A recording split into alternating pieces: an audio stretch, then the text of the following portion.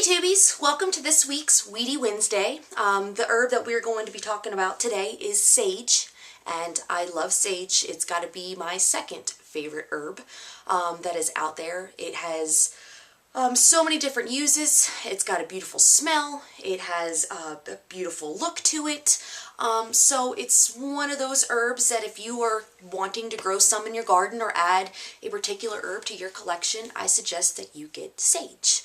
Now, to go over a little bit about sage, you know, there is red sage, green sage, white sage, all these different colors. They all contain the same properties, very similar properties.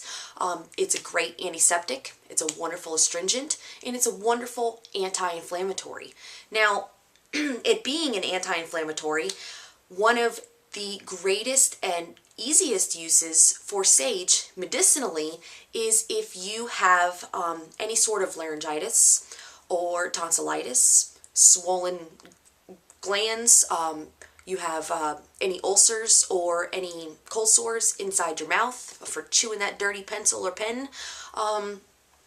It can also be used for as a mouthwash. Now, before I get ahead of myself, if you suffer from a sore throat, if you suffer from, you got bleeding gums, you can drink first, making an infusion out of sage leaves, whether dried or fresh. You can use fresh ones. Pretty, my little sage plant.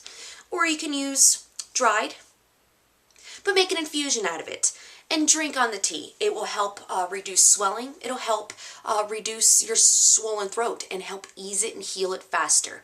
If you have bleeding gums or real sensitive gums, you can make a cold infusion out of it, and you can actually use it as a mouthwash and swish it all in your mouth and spit it out, and really help strengthen your mouth and reduce the swelling if you have inflamed gums.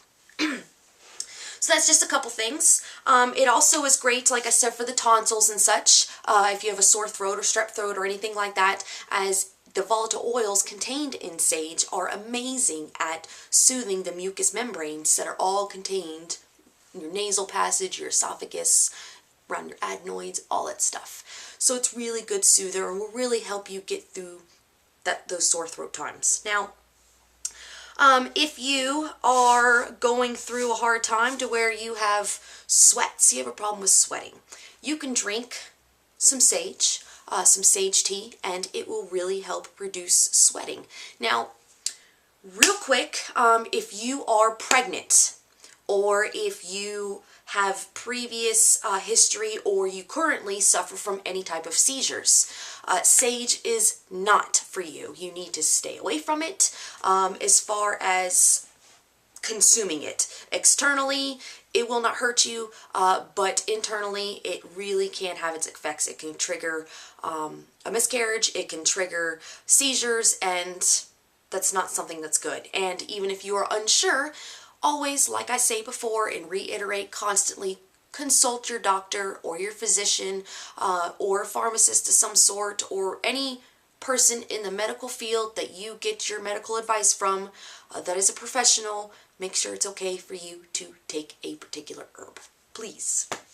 Now, speaking of, if you recently did have a baby and your baby's out and you decide that you no longer want to breastfeed, or that breastfeeding is just simply not right for you, to help slow your milk production, you could actually drink an infusion of sage, and it will help slow down and stop your milk production. Now, opposite of that, if you want to increase your milk production, fenugreek is absolutely amazing and will really boost it up there so you can keep up with what you need to feeding that little baby. Now, excuse me, got something in my throat today. I don't even know what it is. But anyways, another thing that you could do with sage is you can use it as a compress. Like I said, it's an astringent. It is, it's also a stimulant, but it's anti-microbial. It will be great to use as a compress for any kind of cuts, wounds. Add some water to it, put it on there, compress it, and allow it to work its magic, suck out any infection, and help heal and minimize scar tissue. That's a great thing that you could use sage for.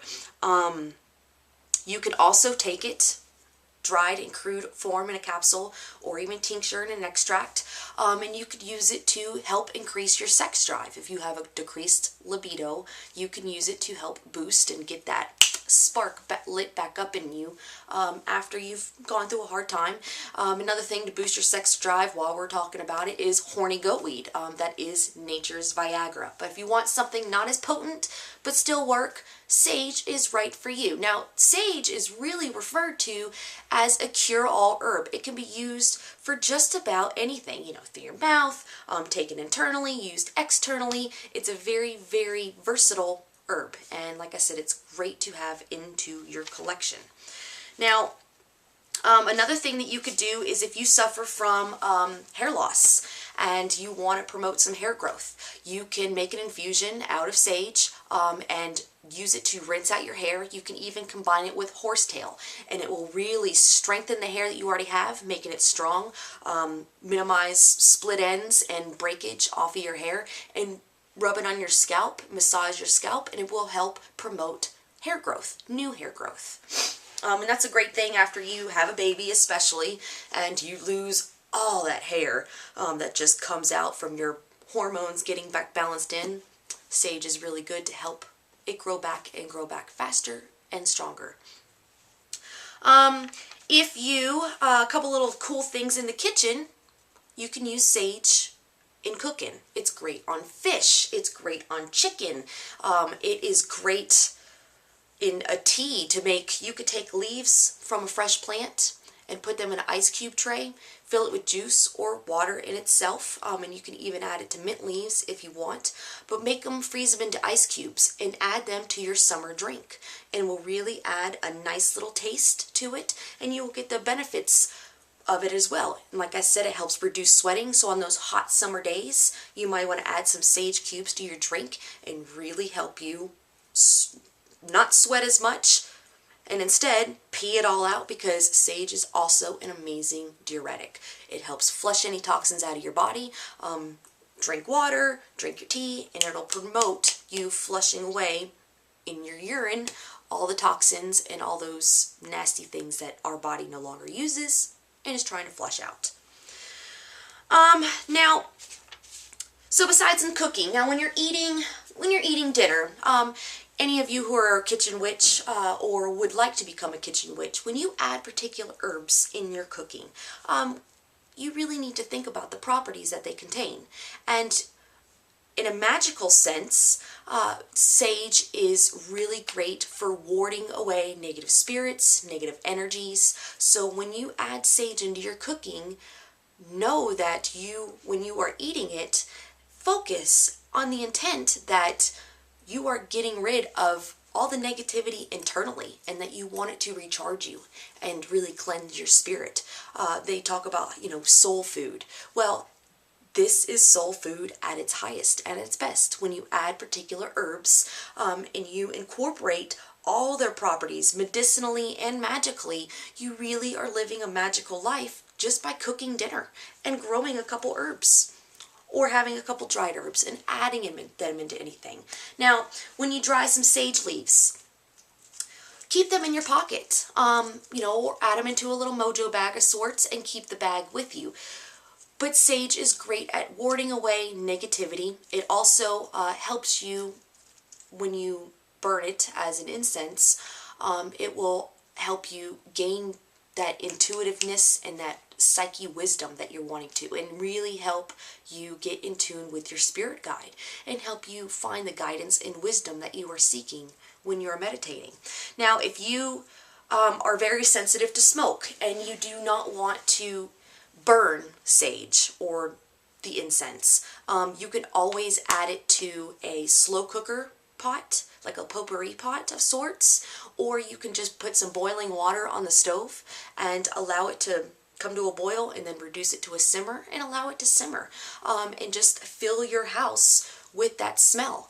and know that you are warding away and cleansing your space, and getting away of all those negative energies that may accumulate from company, from a little tiff that you and your family member might have had, just because you were in a funk the past couple days. But it's really good to cleanse your space. Now, you can dry sage and make your own incenses out of it, or you can get or make your own smudge sticks out of sage.